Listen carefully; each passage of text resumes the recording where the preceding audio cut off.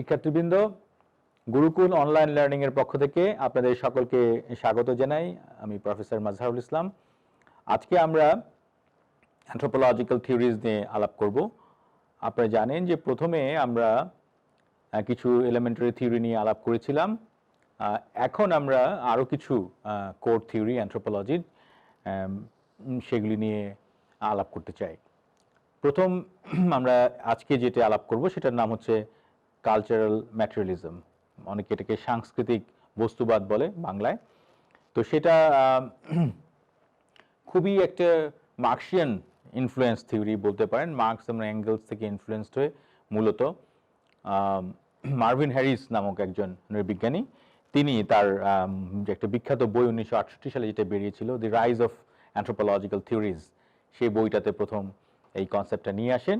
এবং তার পরের বছর 1969 সালে দেখা যাচ্ছে যে তার একটা কালচারাল ম্যাটেরিয়ালিজম নামে তার আলাদা বই, যেখানে তিনি তার এই বিখ্যাত যে থিওরিটা, যেটাকে কালচারাল ম্যাটেরিয়ালিজম বলে, সেটা উনি প্রপোজ করেন। এবং এই থিওরিটাই একটা খুবই গুরুত্বপূর্ণ থিওরি হিসেবে অনেকদিন ধরে অ্যানথ্রোপোলজির শিক্ষার্থীরা বা অ্যানথ্রোপোলজির যারা পড়ছে জানছে তারা এটাকে খুব গুরুত্বের সাথে এই থিওরিটা পড়ছে। তো আমরা হ্যারিসের, আমি অলরেডি বলেছি যে এবং মার্কস এবং অ্যাঙ্গেলসের দ্বারা উনি ভীষণভাবে ইনফ্লুয়েন্সড হয়েছেন। কিন্তু এছাড়াও আরেকজন মার্কসিয়ান যাকে অনেকেই চিনেন, এই অঞ্চলে কাজ করেছেন, তার নাম হচ্ছে হুইটফোগল, অগাস্ট হুইটফোগল। ওনার 1957 সালে পাবলিশ যে বইটা oriental despotism, a comparative study of total power বলে যে বইটা, সেই বইটা ভীষণভাবে ইনফ্লুয়েন্স করে মার্ভিন হ্যারিসকে। সুতরাং এই সমস্ত ইনফ্লুয়েন্স থেকে উনি নিজেই একটা তত্ত্বের সন্ধান দিয়েছেন, যেটাকে আমরা কালচারাল ম্যাটেরিয়ালিজম বলছি। তো সেটা কি আসলে, কালচারাল ম্যাটেরিয়ালিজমটা আসলে কি? সেটা আসলে মার্কসিয়ান যে ডায়ালেকটিক্যাল যে ম্যাটেরিয়ালিজম বা ফিলোসফিক্যাল ম্যাটেরিয়ালিজম, সেখান থেকে কিন্তু সেটা খুবই আলাদা। আমরা নাম থেকে বুঝতে পারছি যে ম্যাটার মিনস বস্তু। সুতরাং এই যে সাংস্কৃতিক বস্তুবাদ, তার মানে বস্তু এখানে খুব গুরুত্বপূর্ণ, rather than ideology or ideas. সুতরাং সেটা কি করে ঘটে, সেইটা নিয়ে আমরা এখন একটু আলোকপাত করব। এবং সেখানে কিন্তু মার্ভিন হ্যারিস, আমরা আগে যেরকম আলাপ করেছিলাম যে কালচারাল ইভলিউশন এবং কালচারাল ইকোলজি ইত্যাদির একটা ব্লেন্ড উনি এখানে করেছেন। এবং এখানে দেখে যাচ্ছে যে উনি ওনার সেই বিখ্যাত একটা উদাহরণ উনি দিয়েছেন ভারতীয় সমাজ থেকে, যে ভারতে যেরকম ক্যাটল রিয়ারিংটা একসময় খুবই পপুলার ছিল, বিকজ যে এই cattle was their source of so many things. আমরা এখনো ক্যাটল থেকে তো কত কিছুই হয়, ক্যাটলের যে বিফ, তারপরে হচ্ছে এটা যে মিল্ক, সমস্ত উপাদান, স্কিন, সমস্ত কিছুকে ব্যবহার করা যায়। ক্যাটল একসময় খুবই একটা গুরুত্বপূর্ণ ইন্ডিয়ান সোসাইটিতে একটা গুরুত্বপূর্ণ একটা সাংস্কৃতিক একটা উপাদান ছিল। উপাদান বলতে আমি বলছি যে ক্যাটলকে কেন্দ্র করে অনেক ধরনের কার্যক্রম চালিত হতো। তো একসময় দেখা গেল যে ক্যাটল শেষ হয়ে যাচ্ছে এবং ক্যাটল ফুরিয়ে যাচ্ছে বা কাউ ফুরিয়ে যাচ্ছে। সেই কারণ মানুষ এটার মিটের জন্য অনেক ধরনের মানে মিটের কনজাম্পশন করে সেটাকে শেষ করে ফেলছে। ফলে এই কাউকে প্রিজার্ভ করার জন্য তখন একটা ভ্যালু অ্যাড করা হচ্ছে, যেটাকে বলা হচ্ছে যে কাউ ইজ স্যাক্রেড।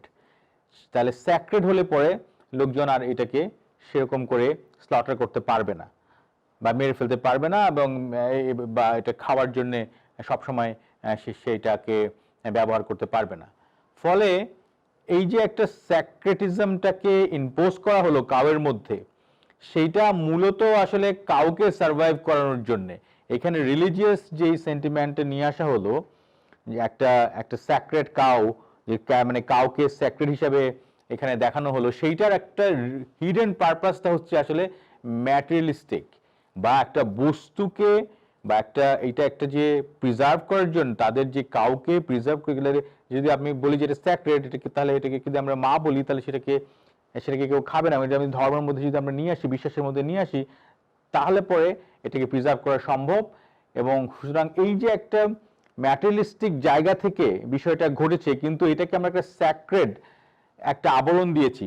সেই উদাহরণ থেকে কিন্তু একটা মার্ভিন হ্যারিস এক সময় এই এই থিওরিটা দিয়েছেন এই ভারতীয় সমাজের এই এই এই যে ক্যাটল কালচার সেইটার উপর ভিত্তি করে। এছাড়াও তিনি অন্যান্য আরো উদাহরণ দিয়ে উনি বোঝাতে চেষ্টা করছেন যে কালচারটা আসলে মূলত materially driven rather than ideologically driven. তো উনি ওই যে তিনটা বিষয় যে স্ট্রাকচার, ইনফ্রাস্ট্রাকচার এবং সুপারস্ট্রাকচার, এই তিনটা বিষয়ে তিনটা যে পরস্পরের সাথে যুক্ত এবং তিনটাকে কেন্দ্র করে যে সমাজটা চালিত হয় সেই ব্যাপারটা উনি এখানে এনেছেন।